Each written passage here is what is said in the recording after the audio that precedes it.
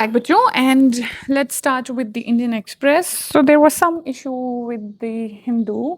So कल से फिर से आना शुरू हो जाएगा. I don't know. भैया ने बोला जो न्यूज़पेपर वाले भैया हैं that there was some problem. So I thought okay. So that is why I'm just reviewing this. But from tomorrow onwards, we will have Hindu again. Okay. So today the first news is about BJP's chief who has been elected. इसमें देखो I will not get into कि कौन जीता कौन हारा. But I will talk about something which is important and which you might not be knowing. There is something called regular assembly elections, ठीक है? And there is something called bypoll. ये जो word use हुआ है ना, bypoll. सो काफ़ी लोगों को हो सकता है इन दोनों के बीच में डिफरेंस ही ना पता हो कि, तो मैंने सोचा let me just talk about the background to this whole thing कि दोनों चीज़ों में क्या फ़र्क है. और अगर बिहार में इलेक्शंस अभी 2025 में हुए थे तो ये दोबारा से क्यों इलेक्शन हुआ है, बिकॉज पिछले इलेक्शन में he lost, I remember, and this election he has won. So what exactly has happened here? एक बार, not the political story, I will tell you the how our government basically works. ठीक है. So देखो 2025 में हुए थे Bihar, they held the journal their regular assembly election. ठीक है. So basically यहाँ पे जो इलेक्शन हुए हैं इट इज़ फॉर बांकीपुर करके एक जगह है, उसके लिए हुए हैं. अभी अगर इलेक्शन हो गए तो वापस से क्यों हो रहे हैं, तो we will talk about the core here. ठीक है. सो देखो, the people of Bankipur they elected leader and his name was Nitin Nabin. ठीक है. And he was from BJP. ठीक है. So he was the MLA. Now what happened? Nitish Kumar became the chief minister because of the NDA formed the government. Okay. Then what happened? So Bankipur had already voted in this the assembly election, and that is why. Sorry. So when they had this regular assembly election, then why another election in 2026? इस news को देख के हो सकता है कि आपके दिमाग में वो आए. That is what I'm going to explain you here. So what happened? This MLA who was elected, so after being elected to, so he was elected to Rajya Sabha. ठीक है.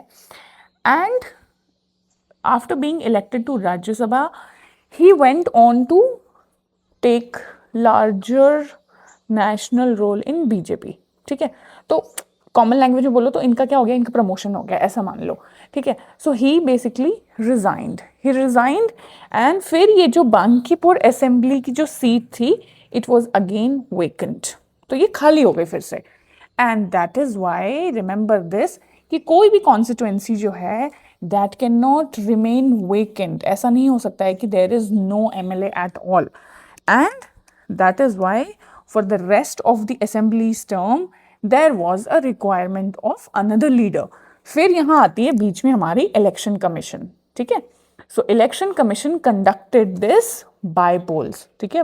By election to elect one new MLA for Bankipur, not for the whole state. Okay. तो ऐसा नहीं है कि पूरे राज्य में, पूरे बिहार में फिर से इलेक्शंस हो रहे हैं. It is only happening for the Bankipur. ठीक है. So that is what we are understanding, that general election और बाय इलेक्शन. ठीक है. सो जनरल इलेक्शन जब हुए थे तो 243 असेंबली सीट्स के लिए हुए थे. ठीक है. अभी जो ये हुआ है this has only held for one vacant seat which is there. ठीक है. सो ये वाले इलेक्शन ये डिसाइड करते हैं कि गवर्नमेंट किसकी बनेगी, और ये वाला इलेक्शन डिसाइड करता है कि जो ये वेकेंट MLA सीट थी who will be that MLA कौन बनेगा. ठीक है. देखो यहाँ पे पूरा चीफ मिनिस्टर चेंज हो सकता है. This has the power to change the chief minister if the majority changes. ठीक है. It does not have the power to change the chief minister. ठीक है. So this has what has happen, and yes, this is something called bypoll election, and it has nothing to do with the Bihar government अभी भी वही रहेगी. सो मैंने सोचा इसके पीछे वाला बैकग्राउंड बता देती हूँ, हो सकता है बच्चों आपको इसके बारे में ना पता हो. ठीक है. चलो अब बढ़ते हैं आगे न्यूज़ पे. अच्छा, there is one another news which I read today. It says that live-in relationships are reality, law on cruelty to partner applies. So इसमें basically एक आदमी के बारे में बता रखा है. In one of these states, he was already married and maybe he was working in a different city, and there he was staying in a live-in relationship with a girl. So this is what the article is about. But if you want to actually know my point of view when it comes to living relationships and everything else, do let me know. Would you like a separate video on this? Because this is one topic which I feel we should be discussing with the youth of our country. हमें बात करनी चाहिए इस बारे में, and we need to talk about it. And if you want, you can just drop 2 hearts and I will come to know you want this video. Okay, let's move on to the rest of the articles, बच्चों. So let's start with the international news first today because वो page पहले था, ठीक है. So world sees Suu Kyi after years she meets Red Cross in Myanmar, ठीक है.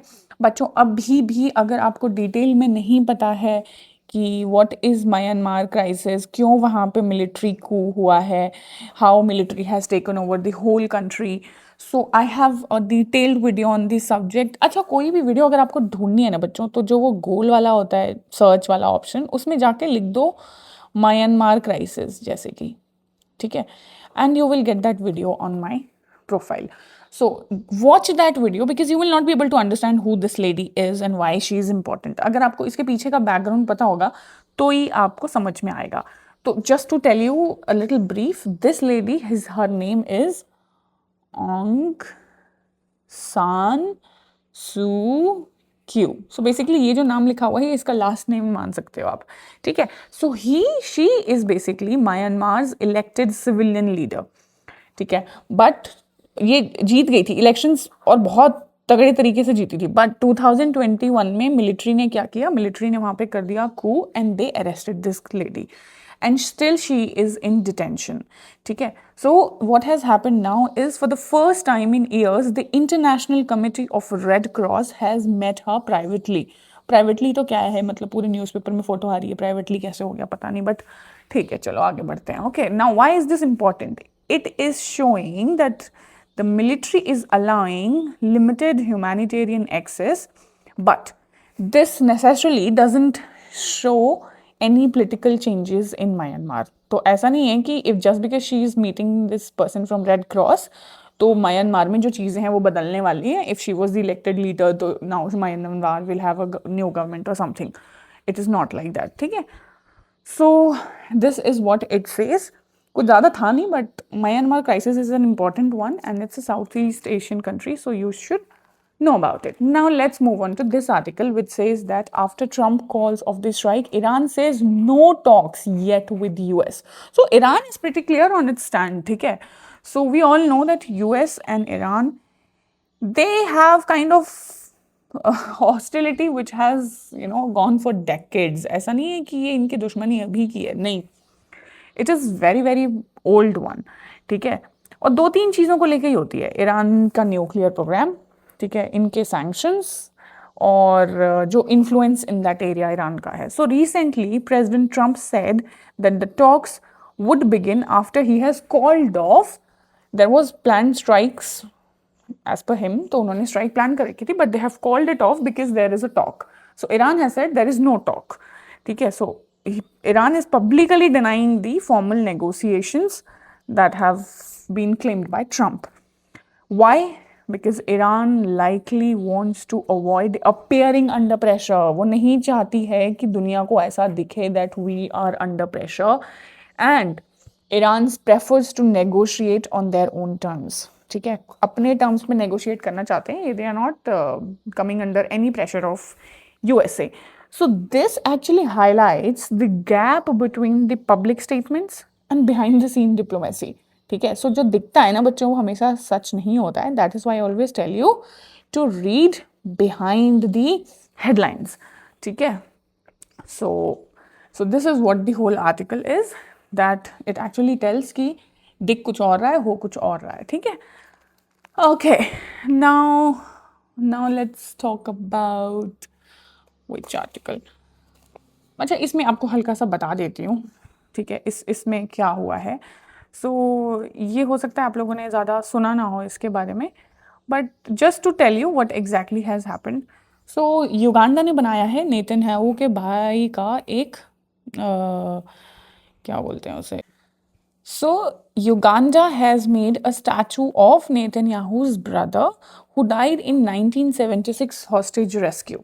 ठीक है, इंटरेस्टिंग स्टोरी है ये बहुत ना, या तो इसको गूगल करके पढ़ लेना। ठीक है, मैं हल्का सा बता देती हूँ आपको। तो 1976 में क्या हुआ था, पैलेस्टीनियन मिलिटेंट्स ने एक एयरक्राफ्ट जो था एयर फ्रांस करके, एयर फ्रांस का एक प्लेन जो था उसको हाईजैक कर लिया। ठीक है, एंड उसको कहाँ लैंड कराया, उसको लैंड कराया था एंटेबे एयरपोर्ट। ठीक है, एंटेबे एयरपोर्ट कहाँ है, युगांडा में है। फिर इजराइल ने एक बहुत ही अच्छा operation daring rescue mission launch किया था और उसका नाम ही था operation Entebbe, and all the hostages were rescued. मतलब you will, if you will read the story ना, ये this gives you goose bump. जब मैंने सुना था तो मुझे तो बहुत ही आई मीन जैसे बोलते हैं ना, पावरफुल लगी थी ये स्टोरी। ठीक है, and his name is lieutenant colonel Yonatan Netanyahu. He is brother of Netanyahu, the Israeli leader, and he was the only Israeli soldier who was killed. And now the country has made this statue to honor him. Okay, at that same airport in Uganda. So this is what it is. It actually reflects military history and also the improving relations when it comes to Uganda and Israel. ठीक है, but military history के हिसाब से मुझे ऐसा लगता है you should read such articles. Just for your info, so the election have taken place in the POK and the Pakistan Muslim League, which is the party for Nawaz, has swept the second phase of elections. So they have won 14 seats out of 18, and Pakistan People's Party, they have won the remaining 4 seats. So this is what is ongoing. So India's position on this is, देखो, the entire region of Jammu and Kashmir, including the POK, belongs to India, and they have illegally taken over that. And India does not recognize Pakistan administration there. ठीक है, इसके अलावा see this line. So the elections are actually facing allegations of rigging, of violence, and of logistic problems. So this is what has been mentioned in this article, right? So now we are on the editorial page of Indian Express, and the first article I'm talking about today is the JNK terror attack shows Rawalpindi against the wall.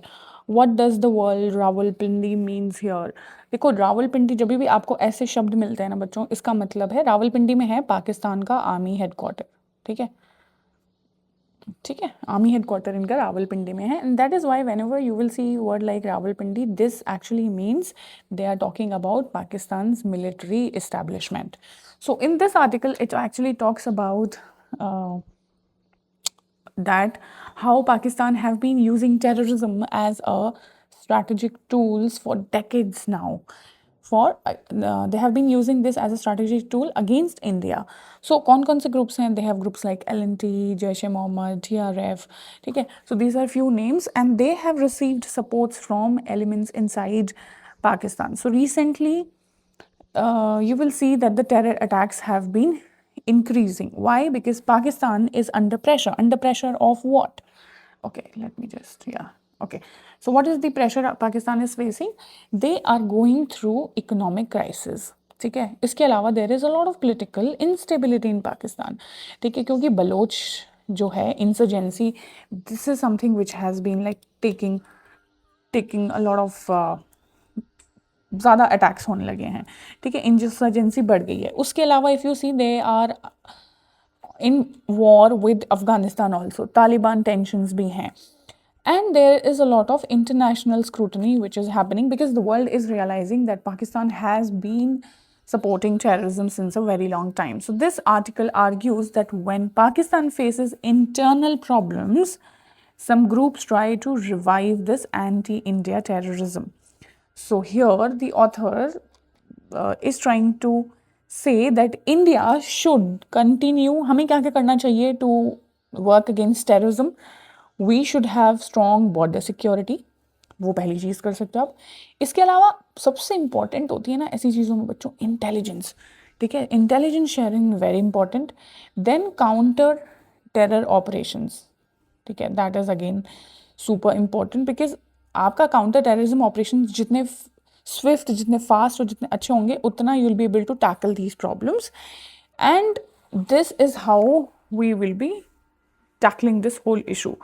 So this article tells that India should not assume Pakistan has abandoned terrorism. ठीक है. And if you ask me the analysis of this whole article, ठीक है, this article clearly takes the position that Pakistan's military will continue to see terrorism as a strategic tool. And ऐसी चीज़ें जब आपसे बच्चों पूछी जाती है ना इंटरव्यू में, जैसे कि मान लो टेररिज्म की बात हो रही है, इंटरव्यूअर आपसे पूछ रहा है टेररिज्म के बारे में, तो इमोशनल होने की साइड नहीं जाना है कभी भी. ठीक है. सो हमेशा बैलेंस आंसर देना है और उसमें बताना है how they have been using this as a strategic tool. इसके अलावा Pakistan itself have suffered a lot from terrorism. ठीक है. नाउ बिकॉज वो बैकफायर भी तो कर रही है. तालिबान वाला एंगल अगर आप देखोगे, अफगानिस्तान और पाकिस्तान की जो लड़ाई चल रही है, ठीक है, so just watch the video, the detailed video I have made on Pakistan and Afghanistan war. उससे आपको पता चलेगा why they have been fighting. So the different military groups target different countries, and it includes Pakistan also in the list. So long-term peace requires dismantling terrorist infrastructure on from Pakistan's side, and this is what we are quite firm on as a country. Okay. So to conclude, remember this: India as a country, we should remain vigilant, we should strengthen our intelligence, and we should continue to pressure Pakistan on the international forums so that these things of terrorism can change in future. This is an interesting article. ठीक है. This is a thought provoking article. ठीक है. आपको सोचने पे मजबूर करेगा ये आर्टिकल. क्या बोल रहा है ये article? The remains of Jantar Mantar after the crowds have gone home. मतलब कि जब भी कोई प्रोटेस्ट होता है, when that protest ends, ठीक है, what actually remains after the protest? So is this only the slogans, or are we actually looking for institutional changes in our country? So it asks the deeper question basically. So देखो, India में this was not the first protest जो हुआ है. ठीक है. While I was growing up, it was Anna Hazare movement. उसके बाद हमारे यहाँ फार्मर्स प्रोटेस्ट हुए हैं. उसके बाद हमारे यहाँ NTCAA प्रोटेस्ट भी हुए हैं. उसके बाद मतलब चलता रहता है. इट इज़ नॉट कि this was the first kind of protest. हाँ, यूथ के लिए हो सकता है it was the first protest. So इसमें क्या होता है, large crowds will come in these protest and then they all vanish. So the author here is actually asking that democracy should not depend only on these protests. So the real democracy also depends on institutions like parliament, judiciary, okay, election commission, our civil societies, our media. Okay. So this is what is important, and these institutions should work after this crowd has left to make the institutional changes harder and better. So this article actually warns us against the hero worship. Okay. And it tells us that no leader can strengthen, मतलब कोई भी अकेला नहीं कर सकता. So no leader alone can strengthen the democracy. We need these strong institutions, and they are very important if we want the country to work properly. So remember this, that healthy democracies, they require two things. They require active citizens. ठीक है. Citizens की भागीदारी होनी चाहिए, and we need strong constitutional institutions. So ये दोनों चीजें जब मिलके, when they work with government, that's when you become a powerful country. ठीक है. So you cannot ignore one angle and say कि we will become a powerful country. That's not going to happen. चलो, एक बच्चों ये super interesting article है. Actually इसको मैं एक अलग वीडियो में कवर करने की सोच रही थी, वो जो सियोटा वाला क्राइसिस चला है ना, उसके बारे में. So this actually talks about the migrant crisis. ठीक है. अच्छा आर्टिकल है, थोड़ा सा कम कर देते हैं. Okay. So it talks about how for years, for decades, Europe has accepted millions of immigrants from कहाँ से आ रहे थे? सीरिया से आ रहे थे, अफगानिस्तान से आ रहे थे, अफ्रीका से आ रहे थे, मिडिल ईस्ट से आ रहे थे. बेसिकली जहाँ भी वॉर होती थी तो यूरोप बोल देता था कि we are welcoming refugees. अब क्या हो गया है? The present scenario is that the illegal migration in Europe has increased. उससे क्या क्या प्रॉब्लम्स होती हैं बच्चों? देखो, आपकी जॉब्स में प्रॉब्लम होंगी, ठीक है, हाउसिंग में प्रॉब्लम होगी, क्राइम्स बढ़ जाते हैं, बिकॉज जब जॉब्स नहीं होंगी, पैसे नहीं होंगी, तो क्राइम विल ऑटोमेटिकली इंक्रीज. लोग भूखे तो रहेंगे नहीं ना, तो चोरी करके खाएंगे, डाका डालेंगे, जो करना है वो करेंगे. And because of all this there is a lot of pressure on the welfare. ठीक है, अभी आपको एक चीज जो है वो पता होनी चाहिए कि दो ही जगह हैं. There are two places. Let me get my tab. I will show you on the map because then it will become crystal clear to you. Okay बच्चों, so the first thing which you should know if you are talking about this whole Ceuta problem is that this is the only two places which are there on African side. ठीक है, सो ये exact Spain है, ये proper वाला Spain है. These two places, Ceuta and Melilla, ठीक है, ये जो दो जगह आप देख रहे हो, these two are the places which are not near the Spain but they are part of EU. ठीक है, और ये दोनों कहाँ हैं? They are in North Africa. North Africa के रीजन में है and these two places are part of EU. So यहाँ पे आए हैं बहुत सारे लोग, माइग्रेंट्स फ्रॉम मोरक्को. ठीक है, एक सेकेंड, आपको एक और मैप दिखाने की कोशिश करती हूँ. Map world Ceuta.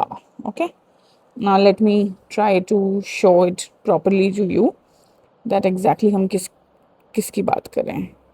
ठीक है, सो ये देखो बच्चों, ये है. Okay, can we open this one please? Okay, so वो है स्पेन, ये है मोरक्को. ओके, उल्टी चीज ही खुल गई. चलो, सो अभी मैंने दिखा दिया ना, वो था स्पेन, उसके नीचे था मोरक्को की कंट्री, और उसमें आती हैं स्यूटा एंड मेलिला. ये दो कंट्रीज हैं, दो पार्ट्स हैं which are on North African coast but they are part of EU. ये आपको याद रखना है. ठीक है, so now Spain is one of the Europe's major entry point from Africa.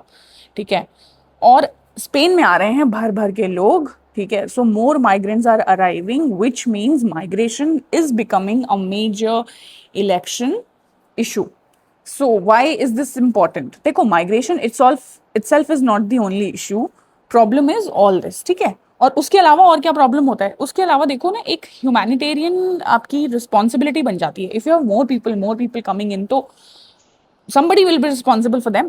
Then your border security is a question in such incidents. इसके अलावा economic capacity होती है हर कंट्री की. ऐसा तो नहीं है ना कि आप कितने भी इंसान ले लो. ठीक है, सो इस अभी ना Italy, if you read this line, so Italian prime minister Meloni has urged the suspension of Spain from the Schengen free movement arrangement. अच्छा, क्या होता है? जैसे I have been to Europe, I have been to like 7-8 countries of Europe for travel. तो बच्चों क्या होता है ना कि जब आप एक बार शेंगन वीज़ा ले लेते हो तो आप इटली भी जा सकते हो, उसी से आप स्विट्जरलैंड भी घूमने जा सकते हो, आप ऑस्ट्रिया भी घूमने जा सकते हो. ठीक है, चेक रिपब्लिक भी जा सकते हो. So you can go a lot of countries अगर आपके पास शेंगन वीज़ा होता है. तो इसी को बोलते हैं free movement arrangement. But because of this situation so many illegal migrants are coming in the country. The Czech Republic, Finland, Denmark, they all want to suspend the Spain का Schengen free movement arrangement. So they are not okay with this कि उनकी country में आ रहे हो और वहां से फिर हमारी कंट्रीज में, फिनलैंड, डेनमार्क, हर जगह आने लगे. सो this is actually very very important. And migration का जो टॉपिक है ना बच्चों, वो बहुत ज़्यादा बूम कर रहा है. Let me tell you, this is something which is going to show up in a big way in next 10 years. ठीक है, just wait and watch. Let's talk about this explain section जो मैं हमेशा बोलती हूँ बच्चों आप लोगों को पढ़ने के लिए. So it talks about why Iran war did not cause fertilizer crisis in our country. ठीक है, and this is one article which is directly talking about a crisis in our country. तो आपको ऐसे articles को ignore नहीं करना चाहिए बच्चों. सो व्हाट इज हैपनिंग, थोड़ा सा बैकग्राउंड बता देती हूँ। देखो ये आर्टिकल सबसे पहले तो इंपॉर्टेंट क्यों है, because India is one of the largest consumers of fertilisers. ठीक है, हम बहुत ज़्यादा फर्टिलाइजर्स जो हैं वो लेते हैं। क्यों लेते हैं? क्योंकि we are a country who is dependent on agriculture. So agriculture is something which is supporting millions of people in our country. हम एक एग्रीकल्चरल कंट्री हैं, ठीक है। सो अब इसमें फर्टिलाइजर्स के आपको टाइप बताए हैं, थोड़े बहुत नाम बता देती हूँ, जस्ट आपको पता होना चाहिए। In case this pops up in your lecturette तो आपको पता होगा। Urea, DAP, MOP, complexes, SSP. ठीक है, so these are the names which has been given. So India manufactures some of the fertilizers, but we do not have enough raw materials to produce it all at our home. ठीक है, सो अब क्या हो रहा है कि we were importing it all. ठीक है, अच्छा एलएनजी से क्या करते हैं बच्चों? एलएनजी से ना आप, नेचुरल गैस होती है वैसे तो ये, आप इससे यूरिया बनाते हो, इतना पता रखना। ठीक है, so many of these imports were coming through straight of Hormoz. ठीक है, ये दिख रहा है ना, सो स्ट्रेट ऑफ हॉर्मोज से आ रहे थे ये मैक्सिमम इम्पोर्ट। अब आपको सबको पता है strait of Hormuz is a narrow highway जो इतने दिनों से बंद चल रहा है, and it is important because other countries are also using it. ऐसा नहीं है कि सिर्फ ईरान ही यूज करता है, कंट्रीज लाइक कतर से सबसे ज्यादा हम लोग फर्टिलाइजर्स लेते हैं। ठीक है, just for your info. So Qatar से लेते हैं और यूएई से लेते हैं, दो कंट्रीज हैं जो हमें मैक्सिमम फर्टिलाइजर्स देती हैं।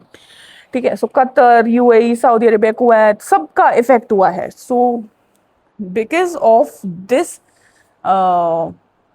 this blockage on Hormuz, now there is not much of LNG coming in. उसकी वजह से क्या हो रहा है? There is not proper fertilizer production नहीं हो पा रहा है, and because of that the price for fertilizer is going high. Because of that food prices भी high होंगे, and because of that you will have inflation. So basically it is a chain. ठीक है, now but India did not face, इसमें ये लिखा ना article में, that it did not face a fertilizer crisis. So why is that happening? So इसमें उसने दो तीन reasons दिए हैं. That reasons I will try to tell you. Number one, government has acted before the crisis. This is what the article says. So India bought fertilizers in advance. Now this type of action is called बच्चों proactive procurement बोलते हैं इसको, कि जैसे आपको पता चल गया कि कुछ प्रॉब्लम होने वाली है, आपने ऑलरेडी बाय कर लिया। So rather than buying later at expensive prices, we purchased it properly. ठीक है, उसके अलावा बच्चों we second thing which we did is we diversified our imports. ठीक है, सो जैसे मैंने बताया earlier we were dependent heavily on Qatar, but now we have imported it from USA, from Oman, from Nigeria, from Angola, from Indonesia. अब यहाँ पे पता होना चाहिए बच्चों आपको, इसीलिए as a country you need strategic autonomy, ताकि एक जगह से अगर बंद हो गया आना तो दूसरी जगह से आता रहे। ऐसा ना हो कि ये बंद हुआ तो बाकी कहीं से आ ही नहीं रहा है, क्योंकि at the end it will effect are ordinary people here. ठीक है, so now we used many suppliers, उसकी वजह से जो रिस्क था वो रिड्यूस हो गया बच्चों। ठीक है, इसके अलावा बच्चों हमने अपना डोमेस्टिक प्रोडक्शन भी थोड़ा सा इंक्रीज किया है। We actually worked on the factor that our fertiliser factory should keep working. ठीक है, and we have controlled the supply also. So instead of allowing the panic buying जो करने लग जाते हैं लोग, जैसे कि कोविड में भी देखा होगा आप लोगों ने, fertilizers were supplied carefully, so there was no shortage which developed. ठीक है, उसके अलावा मानसून ठीक था, because of that the rainfall was around 2.6 above the normal, so farmers also delayed the excessive fertilizer use. ठीक है, so this is why देखो, but इसमें एक और चीज आर्टिकल में बताई है that DAP, ठीक है, DAP यहाँ पे मेंशन कर रखा है, DAP is still a concern. Why? Because urea जो है it's easier, DAP is harder. Why? Because to make DAP we as a country we need, यहाँ पे सब मेंशन कर रखा है बच्चों। ठीक है, ये लिखा हुआ है ना, the real problem today is sulphur, sulphuric acid. So ये मैं हल्का सा आपको इजी लैंग्वेज में समझा देती हूँ। ठीक है, देखो DAP को बनाने के लिए इंडिया को चाहिए फॉस्फरिक एसिड, सल्फर और फॉस्फेट रॉक। ये तीनों चीजें ना हमें अब्रॉड से मिलती हैं बच्चों। ठीक है, सो इसमें क्या हुआ, रशिया ने भी रिड्यूस कर दिए थे एक्सपोर्ट, मिडिल ईस्ट में शिपिंग डिस्टर्ब हो गई है, and because of that prices जो थे वो शार्पली इंक्रीज हुए, and because of that DAP has actually become expensive. ठीक है, सिर्फ डीएपी की बात हो रही है यहाँ पे, राइट। सो सल्फर की भी प्रॉब्लम बता रखी है इन्होंने, that sulphur also became costly. पहले सल्फर का प्राइस वॉज अराउंड $500 पर टन, अभी इट इज़ ऑलमोस्ट डबल। ठीक है, so this is how everything impacts. अब वो टाइम गया बच्चों की वॉर एक कंट्री के बीच में हो रही है, अभी ग्लोबलाइजेशन कह लो, थैंक्स टू ग्लोबलाइजेशन कह लो, every country is affected from everything. ठीक है, सो रिमेंबर दिस। एक to just to sum this article up, remember this article is kind of appreciating government actions, but हमारा जो डिपेंडेंस है on import it actually remains there. ठीक है, अभी भी we are highly dependent on them, so this is what it is.